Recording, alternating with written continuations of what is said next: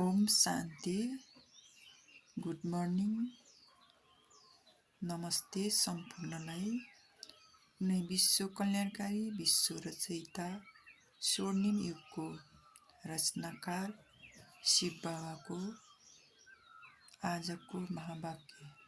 आज मिति 2083 साल वैशाख 19 गते शनिबार, तदनुसार मे 2 तारिक 2026।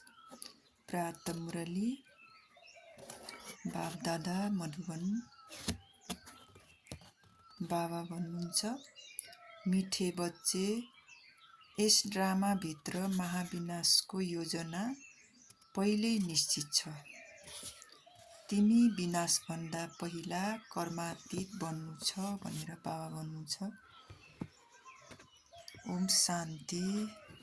हजुरहरूको दिन शुभ रहोस्, मङ्गलमय बनोस्, शिव बाबाको याद आइरहोस् हजुरहरूलाई। ओम शान्ति।